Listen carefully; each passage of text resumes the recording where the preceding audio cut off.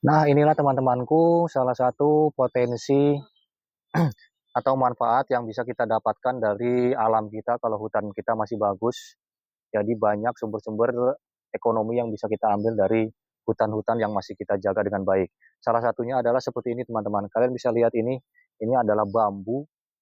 Dan bambu ini kebetulan sekali alhamdulillahnya ditempati atau dibikin sarang oleh lebah kelulut atau lebah trigona ya teman-teman. Nah ini adalah lebah yang tidak bersengat, dia ukurannya kecil seperti semut hitam teman-teman. Dan ini juga menghasilkan madu sahabatku.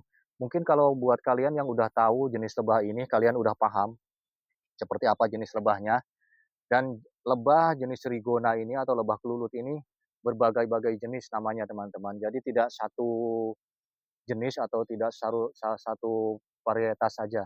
Banyak lebah kelulut dengan nama yang berbeda-beda. Dan buat teman-temanku yang udah tahu atau para suhu yang paham mengenai dunia perlebahan, terutama di lebah kelulut ini, aku pengen tahu ini jenis lebah kelulut apa teman-teman. Karena aku baru hari ini aku dapat dan baru ini aku lihat, jadi aku minta saran buat teman-teman semua atau para suhu yang nonton video ini atau nonton konten ini, tolong kasih tahu ini jenis kelulut apa teman-teman atau jenis trigona apa. Sarangnya hitam, jenis lebahnya juga hitam teman-teman. Oke. Nah, inilah jadi ini seperti ini teman-teman. Manfaat kita menjaga alam itu bukan cuma buah-buahan atau hasil kayu olahan yang bisa jadi sumber ekonomi.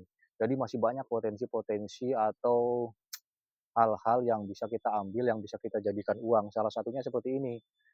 Lebah trigona ini kalau kita budidaya dalam jumlah banyak sampai 50 rumah atau ratusan, madunya akan bisa kita ambil dan kita tampung menjadi sumber ekonomi yang bisa kita jual teman-teman. Karena kalian tahu sendiri bahwa madu berguna sekali buat kesehatan manusia dan harganya, aku pernah tanya-tanya juga harganya dari madu apa lebah madu kelulut ini, madunya melebihi dari seperti jenis lebah apis dorsata atau apis cerana.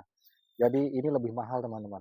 Karena katanya madunya lebih kental, rasanya juga ada manis-manis sedikit pahit juga.